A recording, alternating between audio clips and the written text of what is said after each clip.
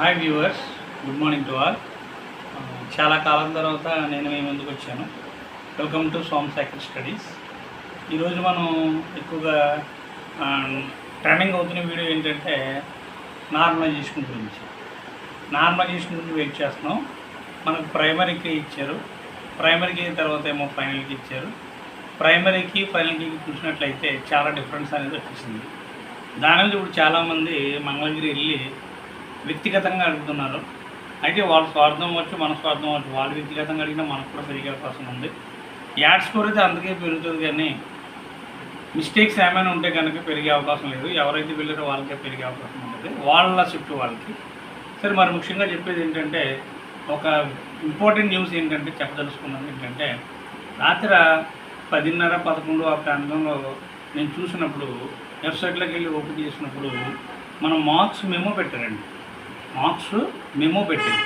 ఈ marks memo అంటే ఏంటి అంటే, మనకు వచ్చినటువంటి మార్కులని దాని తర్వాత నార్మలైజేషన్ కూడా పెట్టారు. మార్క్స్, నార్మలైజేషన్ మార్క్స్ దానికి యాడ్ చేసి యావరేజ్ టెట్ వెయిటేజ్ కూడా కలిపి ఎన్ని మార్కులు రెడ్యూస్ అయినాయి, ఎన్ని మార్కులు యాడ్ అయినాయి కూడా పెట్టారండి. అయితే మళ్ళీ తర్వాత చూసినట్లయితే ఇది 1 అవర్ ఆఫ్టర్ తర్వాత ఇది మళ్ళీ ఈ వెబ్సైట్ నుంచి డిలీట్ చేశారు. ఎందుకు డిలీట్ చేసిన ఆలోచిస్తే మళ్ళీ ఇప్పుడు చాలామంది కీ మీద అభ్యంతరాలు పెట్టారు కాబట్టి మళ్ళీ మార్పులు చేపులు జరగవచ్చు. నాకు తెలిసి ఈ రోజు నైట్ కానీ లేదా రేపట్లో కానీ మార్క్స్ మేము ఇంక్లూడింగ్ నార్మలైజేషన్తో కలిపి ఇవ్వడానికి అవకాశం అయితే ఉంది. ఎవరు కూడా భయపడిన అవసరం లేదండి, అందరూ పాజిటివ్గా ఉండండి. నాకు 70 వచ్చినాయి, 70+ వచ్చినాయి. నేను ధైర్యంగానే ఉండగలుగుతున్నాను. స్కూల్ అసిస్టెంట్, సోషల్ స్టడీస్ నాది. మరి ముఖ్యంగా నార్మలైజేషన్ వల్ల ప్లస్ ఎక్కువ ఉంది తప్ప మైనస్ అంటే ఎక్కువే ఉండదు. ఎందుకంటే అందరినీ సమాన ప్రాతిపదికన మార్కులు తీసుకురావాలని ఉద్దేశంతో నార్మలైజేషన్ చేస్తారు తప్ప ఎవరికో అన్యాయం జరుగుతుందని మాత్రం కాదు. అయితే ఇంకో కాన్సెప్ట్ ఏంటంటే, ఇక్కడ నేను అబ్జర్వ్ చేసిన సైట్లో అబ్జర్వ్ చేసింది ఏంటంటే, తక్కువ మార్కులు స్కోర్ చేసిన వాళ్ళకి ఎక్కువ మార్కులు కట్ అవ్వడం అంటూ జరుగుతుందండి.